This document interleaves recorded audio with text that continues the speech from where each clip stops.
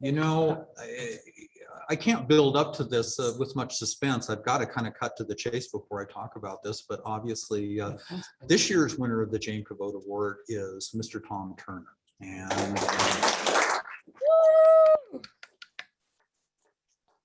the Jane Covode Award is about, you know, dedication to the people we serve and support and the agencies that support them. And Tom epitomizes that. He spent his entire professional career working on behalf of people with IDD and the agencies that support them. Case manager for Foothills Gateway, case management director for Foothills Gateway, came out here in 1995 to become the executive director of community options, and 44 years. It's kind of stunning, actually. You know, when you went through the nominations, there's a lot of things I can say about Tom, but I think probably one of the primary things that came out in those nominations, especially from people at his own agency, is his relationship with the people that he serves. And that ability to know people on a first name basis, to know their strengths, their weaknesses, their challenges, be willing to jump in and help, and always available to talk to somebody. And that was one of the things that the people that work here are really recognized. And I think that's the core of being a Jane Covode Award recipient. You know, Tom was the president of Alliance. I don't think anybody else has ever taken on that responsibility who was lives so far away from Denver, and made, you know, tore up the roads between here and there a number of times to do that.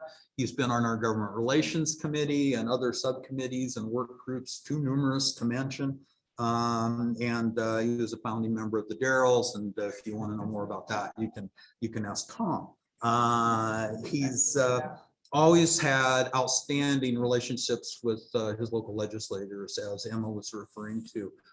You know, I think if everybody had as good a relationship with their legislators as Tom did throughout our organization, you know, we probably wouldn't have a wait list today. You know, I look at what I do with my legislators, and I pale in comparison to the relationships that Tom has been able to build and continue over the years. You know, one of the big issues that he has tackled, and I know has been persistent and relentless about, is the whole issue of rural attrition. The fact that we're seeing more and more allocations move to the Front Range, while our rural boards and agencies see less and less. And, you know, that impacts individuals, but it also impacts agencies, as Darcy was referring to earlier. If you don't have those kind of new resources coming in, it becomes very difficult to maintain your organization financially. And I know Tom has probably felt like he's beating his head against the wall for about 20 years on this issue. And then here about a year and a half ago, finally a breakthrough, finally an agreement that a certain number of allocations would be allocated to rural boards. And unfortunately, when that happened, it seemed like a hollow victory, because it was right at the cusp of the pandemic. And it's like, yeah, that's great. When are we ever going to get new resources? And then, as Emma was telling you, this year turned out to be even better than we could have hoped for. We had 667 new allocations. 66 of those are earmarked for rural boards. That not only helps community options, that helps, you know, boards all across the state. And it doesn't just mean that, you know, 66 new people come in. It means services get maintained for everybody, because if you don't have that base, you know, all good intentions aside, you just can't do it. So that to me is maybe Tom's legacy accomplishment. And, you know, among other things, Tom is just a great colleague, a nice guy, somebody you always enjoyed working with, somebody who always came to the aid of his fellow colleagues. I remember well, I took over government relations from Art Hoagling, who had been the GR chair for maybe 20 years.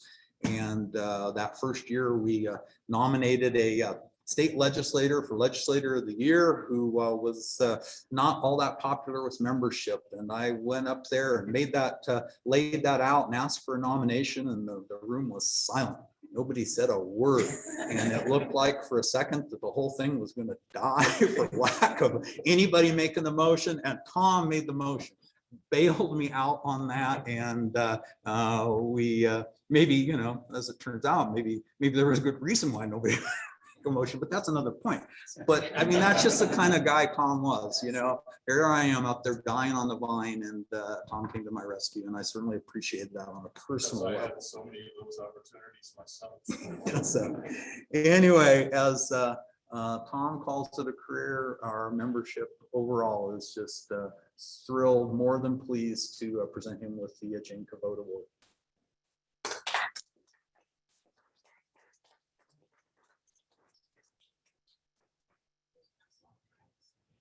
We're broadcasting through this camera here, so I'm gonna hand you the award here and probably trip over a cord. And I love for you to say a few words if you'd like. If I know can. maybe maybe a joke or two from the Darrells. and I also see that Representative McCluskey is on, so she might want to say a few words to bless you her as well. heart. She joined.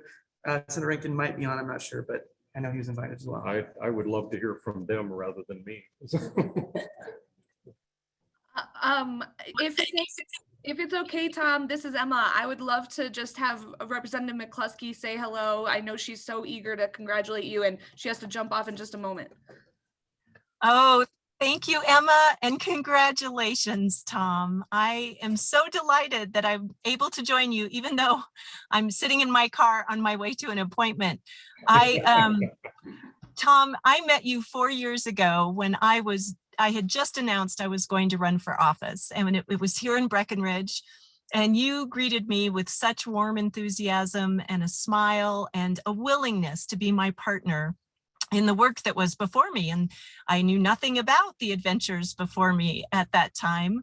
And from that day forward, you have continued to reach out, connect me to the issues that you've been challenged with and have been facing.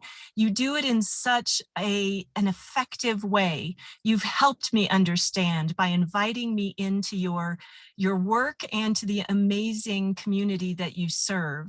I'm particularly grateful to you and your partnership this last year as we faced some of the toughest budget challenges the state, I hope, ever faces. And you helped us come through that with, you know, I think the right answer to the problem and the issues that a small rural setting like Community Options was facing on the Western Slope. I will dearly miss having your knowledge, your expertise, your great sense of humor in this work. And I wish you all the best in your next endeavor. And I will hope that I can find another 10 Tom Turners in my career as I continue to serve in this district. So congratulations on this award. Congratulations on your 40 years. And I'm so thrilled to join you today just to say my best always.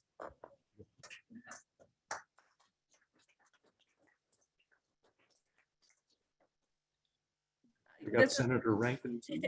This is Emma. Senator Rankin said he had to call you later today because he had an overlapping meeting.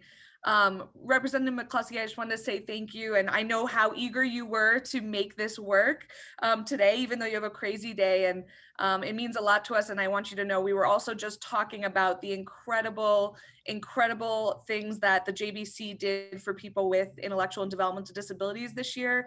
And I think, collectively all want to say an incredible thank you to always keeping this community top of mind in your work. It does not go unnoticed. And Tom Turner, we're losing one of the best advocates on the Western Slope, but it comforts us, I think, to know that Representative McCluskey, that you are picking up that banner as well. And Tom's replacement is apparently a superhero. So we're pretty excited about that too. And we'll make sure you meet him as soon as possible.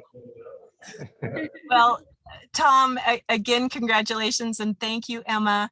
Yes, you know, Tom, if nothing else, you trained me well, and I will continue to serve in your legacy, keeping our IDD community top of mind in our budget making decisions. So thank you for that too. Thank you. Tell Millie hi.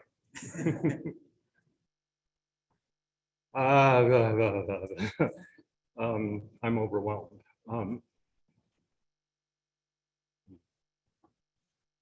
I've had the privilege of knowing and working with Jane Covode. I'm one of the few people around who can say that anymore. There's a handful of us.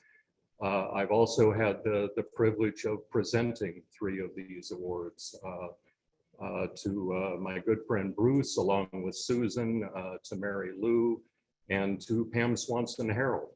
So this is a twofer for community options, I guess. But to join the ranks of Rob D. Herrera and Bob Arnold and Randy, my friend Randy, and all of the people who have won this award is pretty amazing. So thank you all.